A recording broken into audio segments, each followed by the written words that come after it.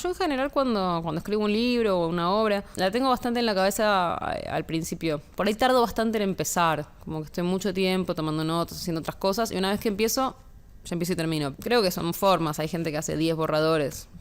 Yo no hago eso, yo por ahí tardo más en hacer la primera versión, pero después la distancia entre la primera versión y la última es poca. Es licenciada en Filosofía y periodista cultural. Su último ensayo, 1.000.000 de cuartos propios, recibió el premio Paidós. El primero, El fin del amor, se convirtió en serie con Lali Espósito como protagonista. Hoy en la Agenda TV recibimos a Tamara Tenenbaum.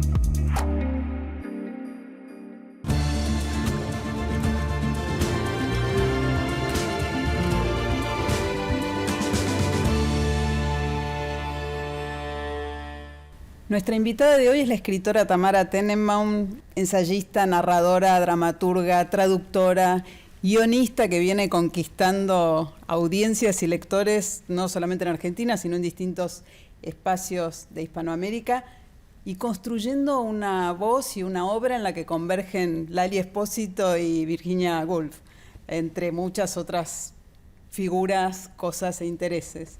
Si querés podemos comenzar charlando sobre este libro más reciente que parte de la experiencia de traducción de Un cuarto propio de Virginia Woolf y que dialoga con esa obra de alguna manera y con otros temas que te interesan, entre ellos justamente esta diversidad de oficios de la escritura en la que te movés y en la que, por lo que contás ahí, de alguna manera contrabandeás experiencias y saberes entre un género y otro, entre una tarea y otra, ¿es así?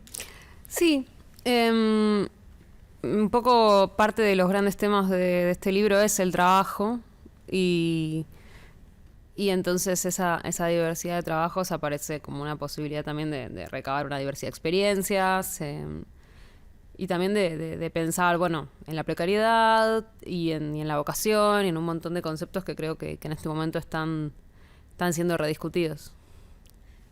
Aparece ahí el contraste entre el trabajo de la traducción en el que no hay nada que inventar, en todo caso, en el que uno ejecuta o intenta interpretar una partitura ya escrita, en oposición a la angustia del inicio de un trabajo de escritura propio. Sí, eso es algo que yo he charlado con muchos escritores que traducen. Hace poco lo conversaba con Laura Whitner, ¿no? La cuestión de que la traducción puede ser un descanso de alguna manera porque te permite, bueno, contar con algo que ya sabes que puede avanzar, que se va a terminar, que un proyecto que empieza y termina y que tiene límites más claros. En cambio... De hecho, haces una analogía con la natación. Decís, no es casual que Laura Whitner sea una nadadora, ¿no? Porque hay Exacto. algo de eso. Hay algo sí, creo que hay algo de eso, de nadar 10 largos, de hecho en una línea recta, ¿no? También esa sensación de, bueno, un recorrido que ya está armado, no tenés que ir armando el recorrido. Eso tiene de tranquilizador. Y después tiene otra cuestión que tiene más que ver con el oficio, con el trabajo, con... Muchas veces escribir un libro es algo que parte de uno. Uno va a ofrecer ese proyecto, a ver quién quiere editarlo. Y en cambio una traducción muchas veces, a menudo, es un encargo. Con un jefe, con una colección, con una editorial que ya tiene pautas, que no necesariamente son lo que uno haría. Y en ese sentido se parece más a un trabajo tradicional. Si bien vos hablas de tu versión del oficio de traducción, ¿no? Sí, por supuesto. Yo aclaro que digamos, no soy traductora profesional en el sentido en que lo es una persona que traduce cualquier cosa, que traduce a velocidad, que muy rápidamente puede acumular pautas, ¿no? Recibir un manual de traducción, decir, ok, listo, esto hay que hacerlo así. No tengo ese método, pero bueno, no es el tipo de trabajo que hago. Sos traductora artesanal. Sí, un poco más así, exacto. Elijo textos que me gustan, trabajo con textos que me interesan y tengo en general el tiempo, o sea, el tipo de proyecto que yo hago implica tener el tiempo para pensarlos bien. Este ensayo de todos modos sí tuvo una fecha, ¿no? Porque este ensayo se presentó a un concurso y ganó. El concurso es el premio Paidós. Sí, en ese sentido también las deadlines creo que funcionan como para estructurar un poco el trabajo de la escritura y de alguna manera también te permiten como cortar con la neurosis o con las vueltas, ¿no? Como decir, bueno, no importa si este es el mejor libro que voy a escribir, no importa si esta era la mejor idea, no importa si este es el mejor proyecto, quiero llegar a esta fecha, así que voy a comprometerme con este proyecto, incluso si no estoy tan segura. En origen la idea era retomar tu propio diario de traducción de Un cuarto propio y dialogar. Sí, digamos, más bien era ver qué se podía hacer con esas notas en relación con traerlas a la actualidad, ¿no? Que ese análisis o esa relectura de Un cuarto propio no fuera solamente un análisis del texto, sino que fuera más bien una reversión, algo que intentara tener ese mismo gesto que tuvo Un cuarto propio con su mundo, con este mundo. ¿Y qué encontrás de vigente en todos los problemas que aborda Un cuarto propio y que en alguna medida cambiaron o se resolvieron parcialmente? ¿En algún otro aspecto se habrán ampliado? No, yo creo que el problema central de Un cuarto propio, que es la dificultad de tener tiempo y espacio para el trabajo creativo, sigue siendo algo muy difícil y por distintas razones, ¿no? Quizás en su momento, en el caso de las mujeres, era porque efectivamente la esclavitud doméstica era muy grande y hoy las razones son otras, tal vez, ¿no? Y efectivamente el trabajo creativo es algo difícil para mujeres y para varones. Nadie tiene ni el tiempo ni el dinero para hacerlo y en nuestras industrias creativas que quizás atravesaron grandes momentos, ¿no? Entre los años 60 y los 90, hoy están en crisis, entonces efectivamente es difícil tener tiempo y espacio para dedicarse a eso. Creo que ese problema, que es el problema central del libro, sigue vigente, aunque sea por otras razones. Y en tu caso particular, ¿cómo fue esa posibilidad de encontrar el tiempo, el espacio y la escritura como medio de vida también? Bueno, fue gradual y tiene sus vaivenes. Digo, hay veces que digamos, estoy trabajando más de escribir, hay veces que estoy dando más clases o haciendo otras cosas, como todo el mundo, ¿no? Creo que son Siempre trabajos... actividades alrededor de la escritura. Sí, pero creo que son trabajos que siempre implican algún tipo de inestabilidad, ¿no? O sea, de momentos en los que uno tiene más tiempo y más dinero para dedicarse a eso y momentos en que uno tiene menos y hay que complementar con otras cosas. Creo que en este mundo es así, eso, sobre todo en este momento en que las industrias creativas están todas en crisis económica, sobre todo, ¿no? Por una cuestión de audiencias, ¿no? La gente lee cada vez menos libros, mira cada vez menos películas, incluso escucha menos música, o sea, tal vez hay 5 artistas que venden muchísimo, pero no hay tantos artistas, ni siquiera intermedios, no digo pequeños. Entonces me parece que hay una crisis de audiencias muy grande, porque la gente hace otras cosas que no son ni leer libros, ni escuchar música, ni ver películas. Y entonces es un momento que para los artistas es probablemente más difícil económicamente que incluso eso, décadas como los 80, los 90, donde esas industrias estaban en plena expansión. Para vos un camino fue el periodismo. Sí, que también es una industria profundamente en crisis hoy, ¿no? O sea, entonces... No todavía en el momento en que empezaste muy joven, pero menos. Ya estaba en una transición. No, yo ya entré en una industria que estaba en crisis, digamos. Yo empecé a hacer periodismo más o menos en, te diría, 2014, 2015. Ah, claro. Y ya no, sí. O sea, por ejemplo, gente de mi generación que haya entrado a una redacción fija en un diario, casi no hay. ¿Vos no conociste esa atmósfera? No, ya no tomaban ese tipo de empleos. Ya estaban solamente esperando que se jubilen los que estaban, digamos, no. De hecho, en algún momento decís, cuando yo llegué ya todos los trabajos estaban hechos. Claro, sí, esa es la... O sea, de hecho, me acuerdo de las 3 o 4 chicas que yo conozco que entraron a La Nación fijas, me acuerdo, que tienen mi edad. Hoy una trabaja en Spotify, otra trabaja en Netflix, porque a los 3 o 4 años se dieron cuenta de que ahí ya no había espacio para crecer y la gente solo estaba esperando que se fueran. Entonces, también el periodismo es otra industria cultural en crisis. Creo que a mi generación le toca un momento bastante complejo para los trabajos creativos en general. Pero en el que vos llegaste, digamos, a atravesar o a transitar por lo menos los últimos momentos en La Nación, el periodismo. Sí, llegué a más o menos ver cómo funcionaban esos diarios. No llegué a ver de ninguna manera una redacción, de hecho... tradicional. Para nada, sí. De hecho, para cuando yo llegué al periodismo, la gente ya trabajaba medio tiempo en la redacción y la mitad en su casa. Digo, ya esa idea de una redacción donde hay mucho ruido y donde pasan las cosas, yo ya no la no la conocí. Entonces, lo cual es bueno y es malo, ¿no? Porque gente apenas más grande que yo, que tiene 10 años más, vivió esa historia y entonces quizás hay como una situación más de decepción, más uy, mirá cómo se derrumbó este mundo en el que trabajamos. Y lo mismo veo en las editoriales, lo mismo veo en muchos mercados, incluso en el cine. Y en cambio, para quienes llegamos ya con todo un poco desarmado, también a veces tenemos una actitud que es más de, bueno, hay que arreglarse con lo que hay. Y era al mismo tiempo ese trabajo y tu formación en filosofía en la universidad. Sí, al mismo tiempo iba a la universidad, daba clases. ¿Y con qué horizonte? No, bueno, también en esa época sí había, o sea, cuando yo empecé a estudiar, todavía CONICET era como un horizonte también. Sobre todo porque los salarios todavía eran buenos. De hecho, era casi un backup plan para muchísimos de nosotros. Era, bueno, voy a probar con esto de escribir o con lo que fuere. Y si no, no importa, un doctorado. Esa era como una posibilidad.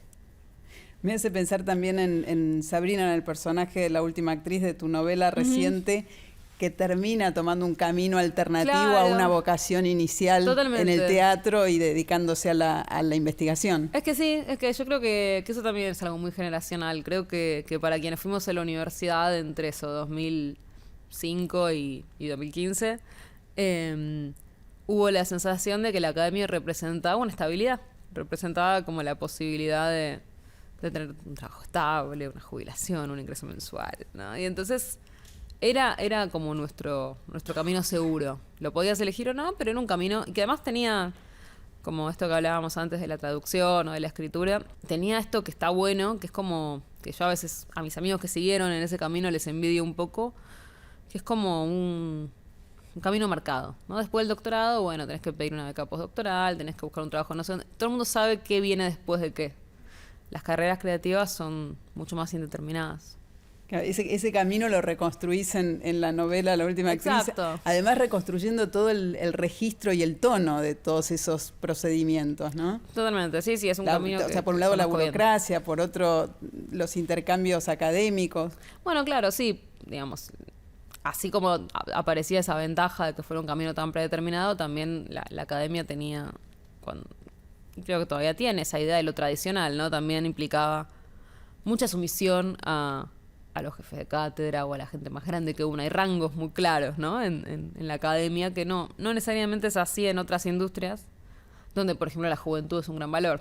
Entonces, es muy distinto. Pero sí, me interesó tomar ese mundo y usarlo en La Última Actriz porque bueno, creo que a la vez es un mundo que también es como un mundo fuera del mundo. Tiene como esa gracia de un montón de jerarquías y organizaciones que por afuera nadie se entera y a nadie le importa, ¿no?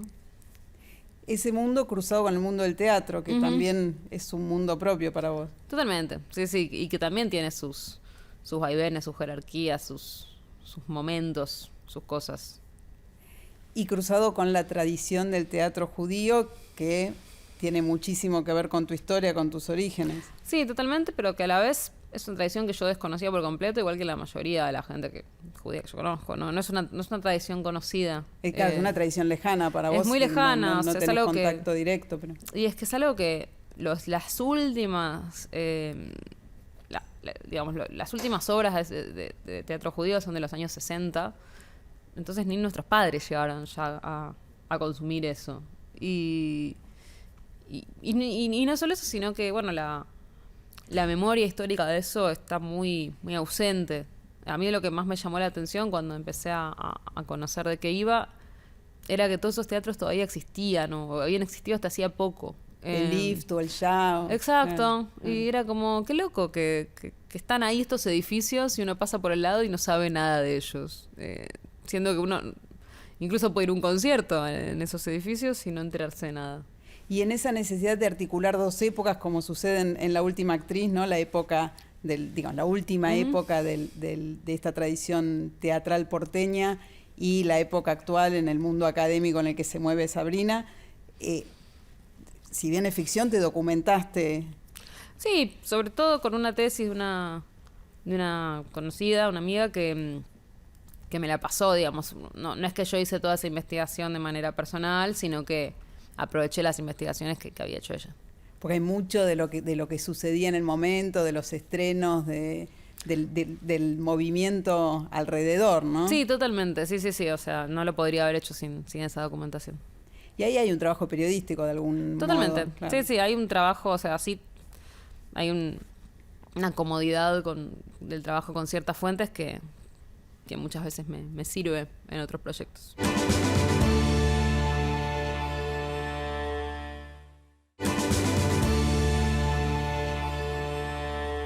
Esto de traspasar géneros es bastante habitual en la producción tuya. Pienso que, por ejemplo, en el caso de la ficción, hay muchos materiales que provienen de experiencias personales, de tus orígenes, de realidades que conoces de primera mano, digamos, y que terminan siendo insumos para la imaginación o para la ficción. Por otro lado, hay en tus ensayos mucho de relato también. Si uno lee El fin del amor, hay mucho relato que va llevando también a la reflexión, pero realmente a través de narraciones. Y del mismo modo, bueno, se ha mezclado después la ficción en la que se convirtió El fin del amor con cierto cuadro teórico. Totalmente. Sí. A mí en general me interesa un proyecto y obviamente cuando pienso en el formato pienso en lo que le queda mejor, pero después pienso que ese formato es como un principio nada más y que después pueden aparecer muchos otros lenguajes ahí y que lo más importante es que obedezca a algo de la inteligencia del proyecto, que no se sienta forzada esa inclusión de otro género, así que no se sienta como algo que es un capricho de uno, sino que parezca justamente lo que pide la obra. ¿Hay muchos cambios en el proceso? Digo, muchos cambios de dirección, muchas idas y vueltas. Bueno, eso depende mucho de qué se trate. No, yo en general cuando escribo un libro o una obra, la tengo bastante en la cabeza al principio. Como que en cualquier caso sí hago como... Por ahí tardo bastante en empezar. Como que estoy mucho tiempo tomando notas, haciendo otras cosas. Y una vez que empiezo, ya empiezo y termino. Pero creo que son formas. Hay gente que hace 10 borradores. Yo no hago eso. Yo por ahí tardo más en hacer la primera versión. Pero después la distancia entre la primera versión y la última es poca. O sea, tardás más en definir el tema, el objeto y el tono. Sí, tardo más como en una cosa previa de hasta que encuentro por dónde va, sí. ¿Y con qué tiene que ver eso? ¿Con tu observación de la realidad? ¿Con tus intereses muy personales? ¿O como una especie de atención también a los climas de cada tiempo? De cada tiempo y tiempos cortos, digo, porque la época del fin del amor justamente la contrastás con el momento en el que escribís un millón de cuartos propios, porque hay como una atmósfera y un clima en relación puntualmente con el feminismo que cambió. Sí. Es como estar atento, un radar atento a esos fenómenos. Son intereses mucho más próximos y personales. Sí, no, depende. Creo que sí, que trato de estar atenta a lo que pasa y lo que pasa muchas veces igual no es solamente ni las noticias ni el tema de moda del momento. Muchas veces lo que pasa es estar también con los ojos abiertos, ir al teatro, ir a escuchar música, saber qué están haciendo otras personas, estar leyendo, saber qué pasa en un nivel muy amplio. Y confío en que todo eso de alguna manera empapa lo que hago. Aunque incluso si no lo tomo como inspiración directa, confío en que ese contacto hace que lo que hago tenga una forma u otra. ¿Y las lecturas qué lugar ocupan? No, sí, leo mucho, todo lo que puedo. Y muchas veces sí, digamos, tengo lecturas que son referencias claras, que son como, bueno, ok, para escribir esto tengo ganas de leer estas cosas, que cumplen más ese rol de investigación. Pero después me parece que es importante estar leyendo cosas que uno no sabe para qué las lee, digamos, ¿no? Como que no son tarea para escribir esta novela quiero leer esta otra. Porque de ahí también aparecen, digamos, aportes inesperados. ¿Y tenés intereses que por ahí no tienen nada que ver con lo literario o con los proyectos personales? Sí, un montón. Como lectora, digo. Sí, totalmente, sí, un montón. O sea, estoy pensando ahora, pero Pero sí, muchas veces leo muchas cosas que no uso, digamos. Voy leyendo lo que me interesa. Después hay cosas que leo menos que otras. O sea, no leo tanto géneros, no leo tanto policiales, no leo tanto terror. Pero fuera de eso, en general... Es más fácil decir lo que no te sí. atrae que... Sí, que tampoco es que no me atrae, digamos. Si me recomiendan un libro, un policial, y me dicen que está buenísimo, voy por ahí lo leo. Pero sobre todo trato de también de estar leyendo cosas distintas, de épocas distintas. Trato de no estar siempre con las novedades, porque siento que eso nos uniforma mucho si estamos todos leyendo la mesa de novedades constantemente. Creo que no está bueno. Pero bueno, dentro de eso hay dos milenios de literatura para leer. ¿Cómo fue tu formación como lectora? No, como la de cualquiera, digamos. Empiezas con los libros que hay en tu casa, que en mi casa... ¿Qué eran? No, en mi casa era una casa de clase media normal, donde no había nadie que fuera muy lector, sino que había los libros que había en cualquier casa de profesionales que tienen alguna relación medio aspiracional con la lectura, en el sentido de, sí, tienen 100 años de soledad, tienen los bestsellers de la época, tienen las colecciones que manda Villiquen, tienen las obras completas de Borges, ¿no? Digamos como, no, ni más ni menos que eso. Estoy leyendo esas cosas. Algunas eran muy buenas y eso, y otras eran, no sé, los bestsellers que mandaban las revistas. Eso me parece que también era divertido de otra época. Ahora que está todo tan al alcance, uno puede leer lo que quiere. Y cuando yo era chica, creo que uno leía lo que tenía a mano. Y entonces te pasaban cosas raras, como yo creo que soy, por ejemplo, la única persona en mi edad que sabe quién es Perry Mason, por ejemplo, ¿no? Nunca conocí a nadie que tenga eso, menos de 40 años y sepa quién es. Y yo los leía porque estaban ahí, digamos. Sí, tendrá que ver con el cambio de época y con el momento de la vida también, ¿no? La infancia en la que uno depende tanto de todo ese tal cual, de la conjunto biblioteca de circunstancias tan ajenas. Exacto, de lo que tienen tus padres, tus abuelos, esos libros que ellos ni habían leído, pero que llegaban como una revista o que les regalaban en un cumpleaños y que son los que están ahí. Entonces, y así me acostumbré a leer un poco de todo, la verdad. Y después sí, ya fui definiendo, yo diría que a los 12, 13 años yo ya podía decir, quiero comprarme esto, me gusta esto, y empezaba a armar como las cosas que me gustaban a mí. Pero diría que al principio era sobre todo como, bueno, está todo esto acá, vamos a aprovecharlo. ¿Y cómo aparece la escritura como vocación o como impulso? No, diría que son de más grande, no es que de adolescente me interesaba mucho escribir. Sobre todo porque no sé, no se me ocurría que era lo que yo fuera a hacer.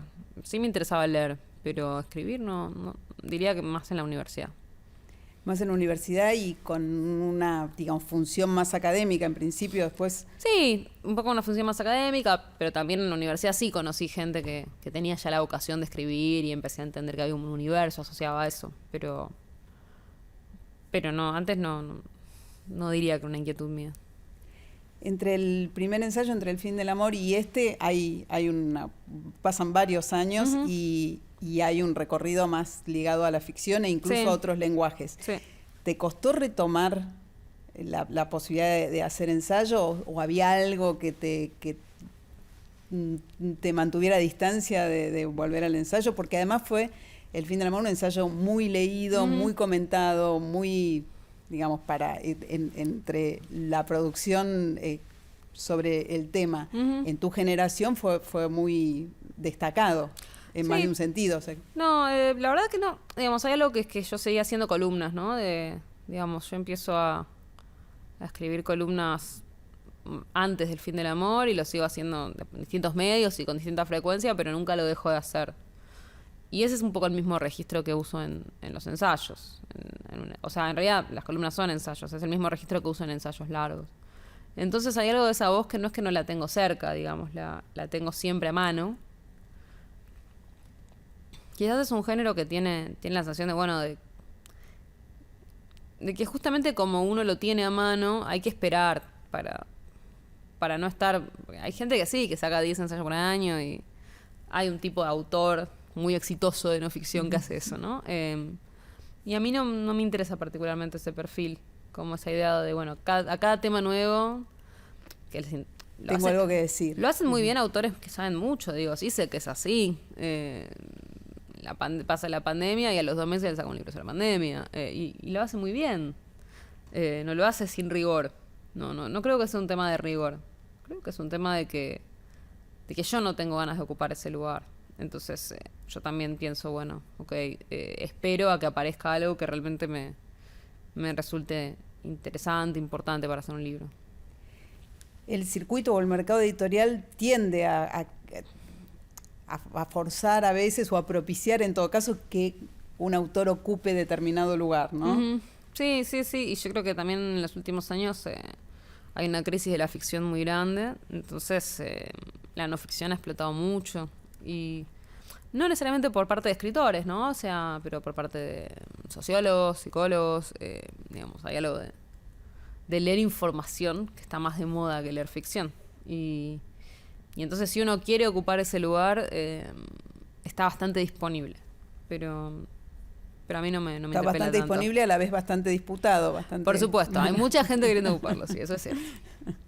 Esto de por ahí interesa más o bueno, parece interesar más la lectura de información que de ficción, también me remite a esta oposición entre, bueno, esta oposición absolutamente insostenible entre contenido y estilo y tono, que es un tema sobre el que vos te detenés también como un signo de la época, ¿no? Sí, totalmente. Yo creo que efectivamente el énfasis en la información es en parte también un descuido de las formas. Y eso lo vemos en todo, lo vemos en el arte, pero también lo vemos en el trato entre las personas, ¿no? El descuido de lo formal, digo, la idea de que da igual el modo en que uno dice algo o no lo dice.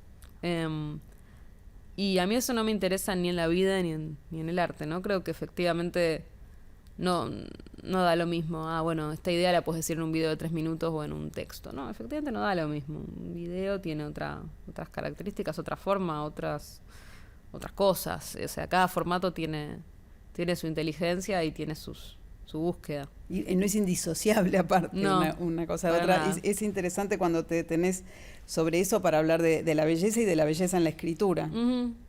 Sí, totalmente. Creo que es algo que hay que recuperar, que vale la pena. En un momento de eso, donde todo es contenido, ideas, esas son las palabras que se repiten, ¿no? Como la sensación de tener una idea genial, un contenido valioso. No sé, creo que justamente si a veces sentimos que hay una crisis de lo valioso y que no es tan fácil encontrar cosas que estén buenas, es porque la gente está demasiado pensando solo en eso. Y también desde una perspectiva muy, muy egocéntrica, ¿no?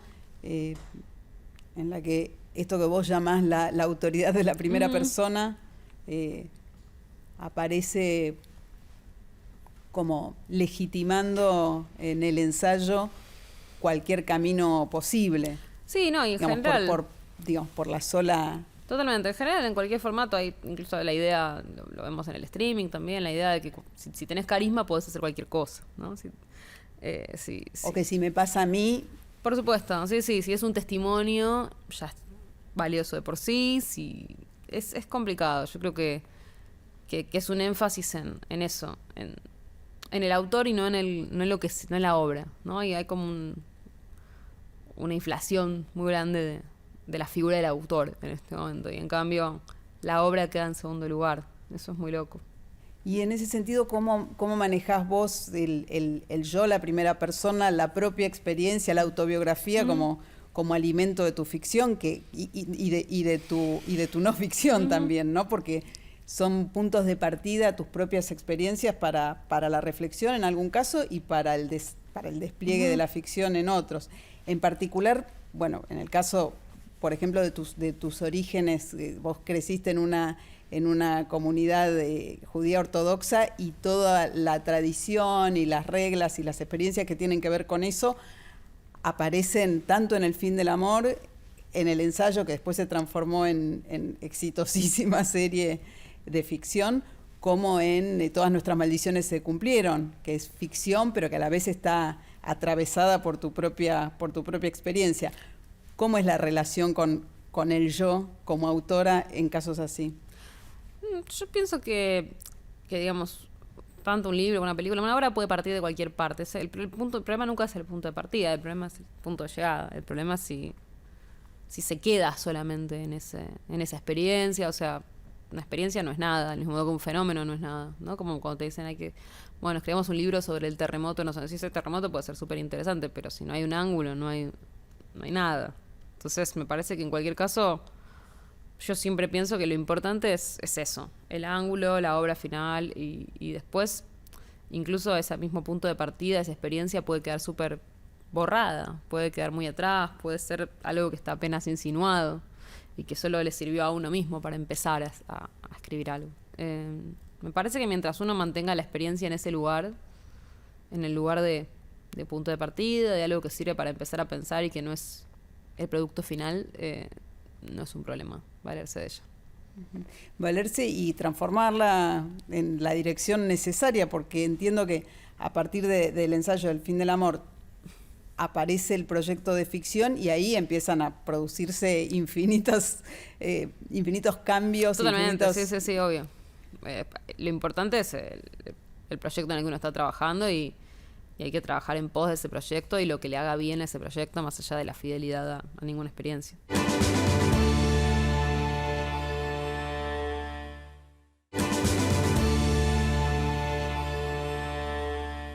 Llevas 2 temporadas como guionista de la serie basada en el ensayo y me gustaría igual retomar, aunque sea brevemente, cuál es el origen de ese proyecto, que digo, no partió una iniciativa tuya, sino que te convocaron a partir de la lectura. Sí, una colega, Erika Halvorsen, que leyó el libro, me dijo hagamos una serie con él y dije, bueno, si vos, o sea, yo no sabía nada de series, pero le digo, si vos que trabajás de esto ves que te parece interesante y viable, hagámoslo.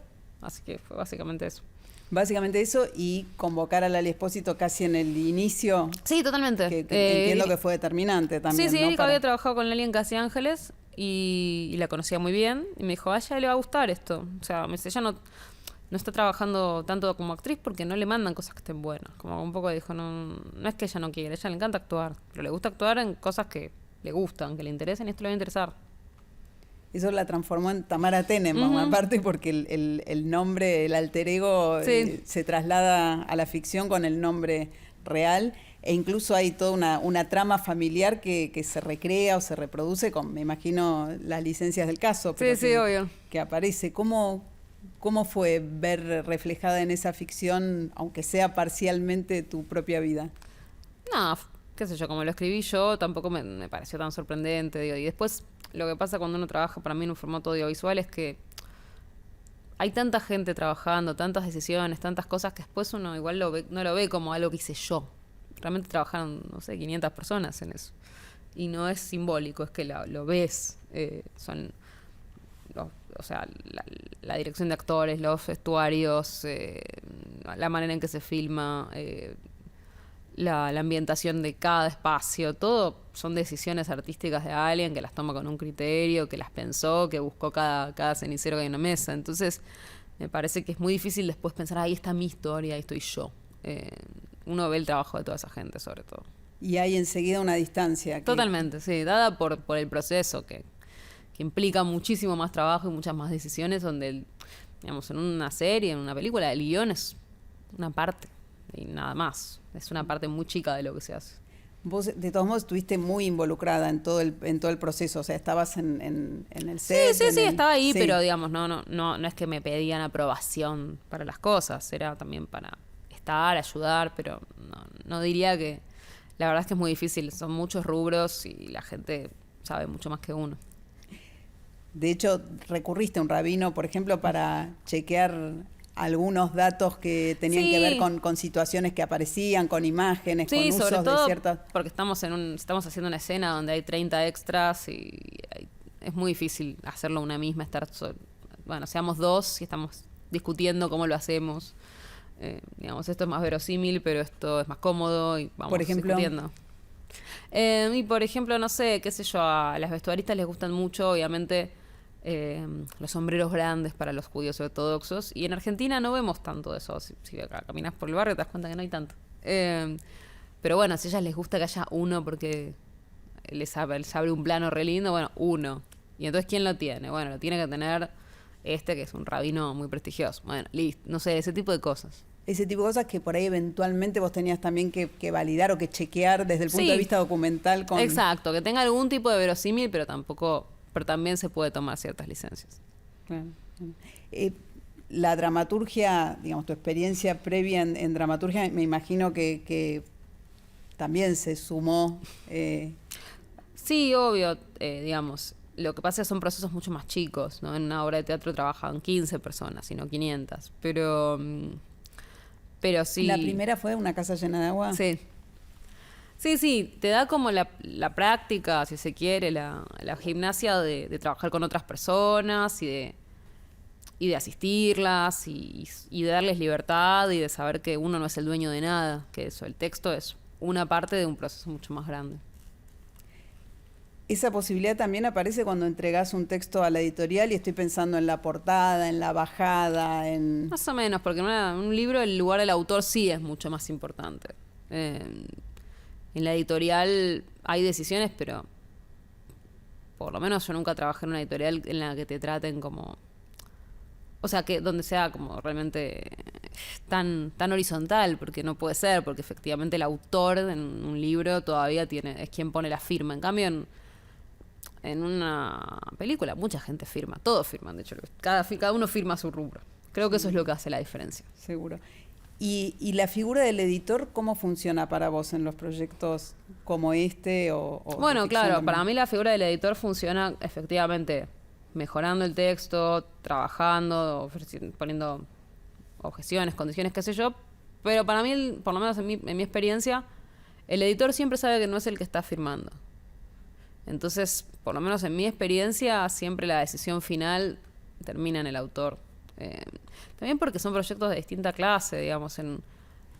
De hecho, en un proyecto audiovisual, uno no es ni siquiera el dueño económico de lo que está haciendo. Uno cobra el servicio de guión y tal vez tiene alguna propiedad intelectual, pero los derechos son de una plataforma, son de una productora, entonces ellos también cuidan mucho su producto. Entonces es muy distinto. Y el equilibrio en relación a la voz y al poder que tiene la plataforma entre lo muy local, entre la cantidad de referencias muy locales que aparecen en El fin del amor y la necesidad de distribución global, ¿cómo funciona o cómo se negocia o cómo se siente en todo caso para vos como guionista? Para mí como guionista, no, bueno, creo que uno trabaja en un engranaje y efectivamente uno trata de hacer lo mejor que puede y tener la libertad en una estructura que es muy grande. Después creo que muchas veces la libertad concreta que uno tiene depende también de la gente concreta con la que uno trabaja, porque una plataforma es un nombre y una corporación, pero después hay gente concreta que está ahí dando devoluciones, comprando proyectos, qué sé yo, y muchas veces esa gente es muy amorosa y también tiene mucho respeto por los artistas y tiene ganas de dejarlos trabajar, que es lo que a mí me ha pasado en general. Entonces, también termina siendo un proceso que puede ser como bastante enorme, pero también puede ser muy amable. Pero igual en el que hay necesidades concretas, digo, yo me imagino de aclarar ciertas referencias. Sí, por supuesto, hay que entenderse y digamos, y la persona que está autorizando un día más de rodaje, que son $10.000, tiene que entender por qué lo autoriza, y un montón de cosas, sí. Y el guionista tiene que entender que algunas menciones tienen que ser más claras para un público quizás no familiarizado con ciertos contextos. Por supuesto. En la novela, en La última actriz, bueno, aparece el tema del teatro tradicional, aparece esta historia lejana en el tiempo y aparece también, me imagino, como sustrato tu propio interés en el teatro y tu propia experiencia como dramaturga. ¿Podemos hablar un poco de eso, en particular de la primera obra, de la experiencia de la primera obra con Violeta Urtiz Berea, a quien además le dedicás la novela, ¿no? Sí, bueno, una cosa que me pasó cuando empecé a hacer teatro fue descubrir que efectivamente no solamente ahí había un mundo, sino que el mundo de los actores es mucho más amplio que el mundo de los famosos, digamos, ¿no? El mundo de los actores de la televisión o de la gente que gana mucho dinero, digamos. Hay un mundo de gente que efectivamente está tratando de hacer sus obras, tratando de quedar en un casting y puede ser muy frustrante, ¿no? Es un mundo difícil para quienes efectivamente están todo el tiempo tratando de entrar. Es un mundo bastante cruel y y que a la vez que es cruel y que es excluyente, tiene también la particularidad de que quienes se meten en él justamente se meten en él porque son personas muy sensibles y con muchas ganas de participar, digamos, ¿no? Como que efectivamente son las personas menos indicadas para sufrir tanta crueldad. Y eso me pareció bastante interesante, que el propio trabajo que hacen les exija, les pida una apertura a lo sensible, que después es la misma que les complica mucho tener que ir a castings todos los días a que los rechacen, ¿no? Eso me pareció muy interesante. ¿Y cómo apareció el proyecto de la obra teatral de Una casa llena de agua? Bueno, yo tenía un cuento sobre una niñera que no, obviamente en el cuento es una niñera y escribe en primera persona y punto. Y después fui a un taller de dramaturgia con Romina Paula y me acuerdo que claro, había que llevar algo y yo no tenía nada. Y pensé, bueno, llevo una reversión de este cuento, y a Romina me acuerdo que le pareció muy buena.